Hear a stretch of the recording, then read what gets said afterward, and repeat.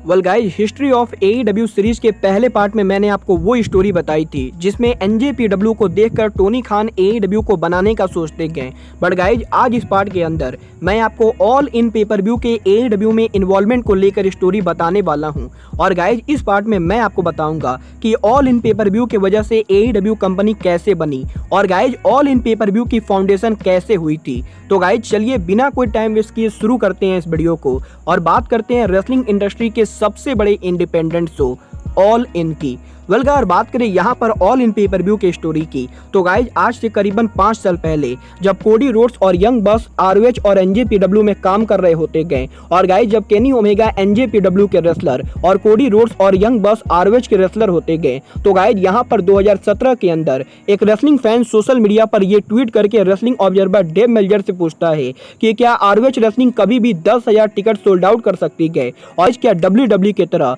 ROH wrestling कभी Madison Square garden arena में उनका शो कर सकती है। और गाइस, यहाँ पर इस फैन के इस सवाल को पूछने के बाद डेव मेल्जर इस फैन को जवाब देकर कहते गए कि आरओएच रेसलिंग करेंटली डब्ल्यूडब्ल्यू की तरह इतने बड़े शो नहीं कर सकती है। और गाइस, डेव मेल्जर को नहीं लगता है कि आरओएच रेसलिंग कभी भी 10,000 टिकट सोल्ड आउट कर पाएगी। और गाइस, यहाँ पर मेल्जर के इस फैन को ये जवाब देने के बाद डेव मेल्जर को एक बहुत ही इंटरेस्टिंग आदमी की तरफ से रिप्लाई आता है। और गाइस, ये आदमी और कोई ना हो के बल्कि उस समय आरओएच के सुपरस्टार और डब्ल्यूडब्ल्यू के फॉर्मर सुपरस्टार कोडी रोड्स होते गए। और गाइस, यहाँ पर कोडी रोड्स डेव मेल्जर को रिप्लाई करके ये कहते गए कि कोडी रोड्स के डब्ल्यूडब्ल्यू को छोड़कर आरओएच को ज्वाइन करने के बाद कोडी रोड्स ने ऑलरेडी आरओएच रेसलिंग को बहुत ही ज्यादा प्रॉफिट दिया है। और गाइस, 2017 के अंदर आरओएच रेसलिंग की बाय रेट भी काफी ज्यादा हाई रही गए। और गाइस, इसीलिए कोडी रोड्स डेव मेल्जर को ये चैलेंज करना चाहेंगे कि कोडी रोड्स आरओएच रेसलिंग को लेकर 10,000 से ज्यादा टिकट सोल्ड आउट कर सकते गए। और गाइस, यहाँ पर कोडी रोड्स ये कहते गए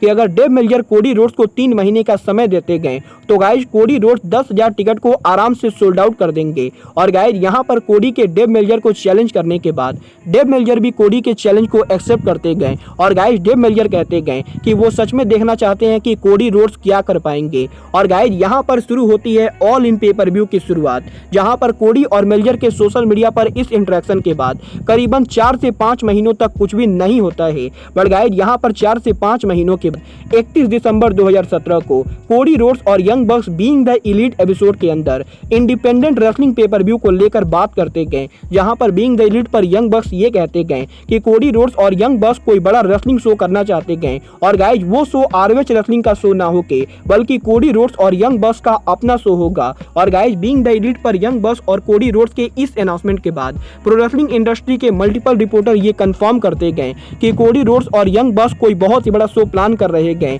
और गाइस, यहाँ पर कोडी रोड्स और यंग बक्स डब्ल्यूडब्ल्यू के बाहर अब तक का सबसे बड़ा शो करने वाले गए। और गाइस, यहाँ पर सोशल मीडिया पर इन सभी रूमर्स के बाद फाइनली 31 दिसंबर 2017 को कोडी रोड्स और यंग बक्स रेसलिंग इंडस्ट्री का सबसे बड़ा independent show all in paper view announce करते गए। और गाइस, यहाँ पर कोडी रोड्स और यंग बक्स बताते गए कि अमेरिका के काफी सारे अरीनाज को देखने के बाद कोडी रोड्स और यंग बक्स फाइनली अमेरिका के one of the biggest state Chicago में उनका पेपर व्यू करने वाले गए। और गाइस, यहाँ पर फाइनली कोडी रोड्स ये अनाउंस करते गए कि 6 महीने पहले सोशल मीडिया पर कोडी रोड्स के डेव मेल्जर को चैलेंज करने के बाद अब कोडी रोड्स उस चैलेंज को एक्सेप्ट करके सर्च करने वाले गए। और गाइस, कोडी रोड्स अमेरिका के one of the most beautiful arena Sears centre में उनका शो करने वाले गए। और गाइस, यहाँ पर 31 दिसंबर 2017 को कोडी रोड्स और यंग बक्स उनके ऑल इन पेपर व्यू को अनाउंस करते गए। और गाइस, यहाँ पर इस पेपर व्यू के अनाउंसमेंट के बाद कोडी रोड्स और यंग बक्स करीबन 4 महीनों के बाद इस पेपर व्यू के टिकट को सेल करना शुरू करते गए।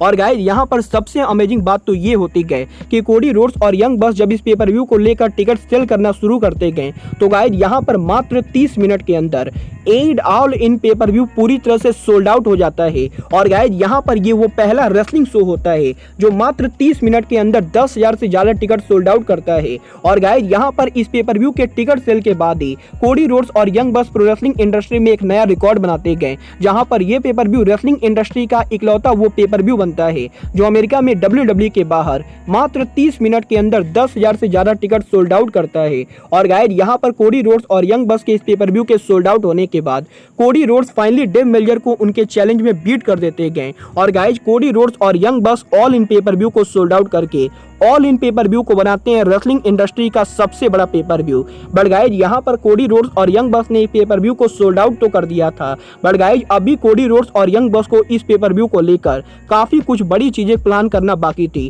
क्योंकि गाइज यहाँ पर इस पेपर व्यू के सोल्ड आउट होने के बाद अब कोडी रोड्स और यंग बक्स को ये टेंशन होती गई कि वो इस पेपर व्यू के प्रोडक्शन को कैसे हैंडल करेंगे। क्योंकि गाइज इसके पहले कोडी रोड्स और यंग बक्स ने कभी भी रेसलिंग शो प्रोड्यूस नहीं किया था और गाइज एक रेसलिंग शो को कोडी रोड्स और यंग बक्स को ये नहीं मालूम था कि वो किसी शो के प्रोडक्शन को कैसे मैनेज करेंगे। बट गाइज यहाँ पर कोडी रोड्स और यंग बक्स के इन सभी सवालों का जवाब कोडी रोड्स और यंग बक्स के उस टाइम के होम प्रमोशन ROH रेसलिंग देते गए, जहां पर ROH रेसलिंग कंपनी ये कहती गई कि ROH रेसलिंग कोडी के इस पेपर व्यू के प्रोडक्शन को हैंडल करेगी और गाइज इसके बदले में ROH रेसलिंग ये चाहती गई कि कोडी रोड्स और यंग बक्स के इस प्रोडक्शन का पूरा कॉपीराइट ROH रेसलिंग के पास हो। और गाइज यहाँ पर ROH रेसलिंग के इस ऑफर के बाद कोडी रोड्स ROH रेसलिंग के इस ऑफर को एक्सेप्ट करते गए और गाइज यहाँ पर ROH रेसलिंग के प्रोडक्शन के अंदर कोडी रोड्स के ऑल इन पेपर व्यू को प्रोड्यूस किया जाता है। बट गाइज यहाँ पर इस पेपर व्यू के प्रोडक्शन के फाइनल होने के बाद अब कोडी रोड्स को ये टेंशन होती गई कि वो इस पेपर व्यू पर कौन कौन से बड़े मैचेस को बुक करे,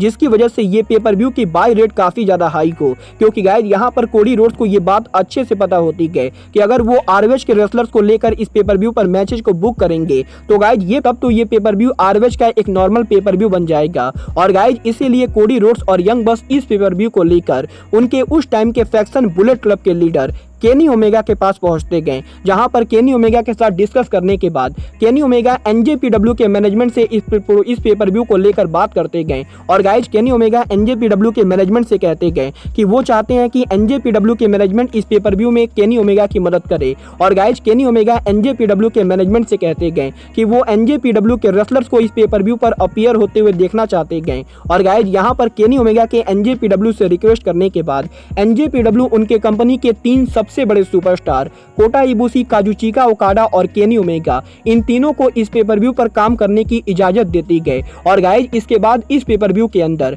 NJPW और ROH रेसलिंग भी शामिल होते गए। बट गाइज यहाँ पर NJPW और ROH के शामिल होने के बाद कोडी रोड्स अमेरिका की हर बड़ी कंपनी को कॉन्टेक्ट करते गए। और गाइज कोडी रोड्स WWE के बाहर हर वो जो बड़ी कंपनी रेसलिंग शो को कराती गए, उन सभी शोज के रेसलर्स को ऑल इन पर आने के लिए इन्विटेशन देते गए। और गाइज यहाँ पर मल्टीपल कंपनी से बात करने के बाद Cody Rhodes all in paper view के ऊपर रेसलिंग इंडस्ट्री के हर बड़ी कंपनी रेसलर को आने के लिए मना लेते गए। और गाइज कुछ इस तरीके से इस पेपर व्यू के ऊपर लगभग WWE के बाहर के हर बड़ी कंपनी के रेसलर अपीयर होते गए। क्योंकि गाइज इस पेपर व्यू के ऊपर impact wrestling, NJPW, ROH, Lucha Libre, AAA, CML और अमेरिका की हर बड़ी इंडिपेंडेंट कंपनी के रेसलर एक साथ अपीयर होते गए। और गाइज ये रेसलिंग इंडस्ट्री का वो पहला पेपर व्यू बनता है जिसमें WWE के बाहर हर कंपनी के रेसलर अपीयर होते गए। और गाइज इसी वजह से all in paper view wrestling industry का बिगेस्ट इंडिपेंडेंट पेपर व्यू बनता है। वेल गाइज यहाँ पर इस पेपर व्यू पर कौन कौन से रेसलर अपीयर हुए थे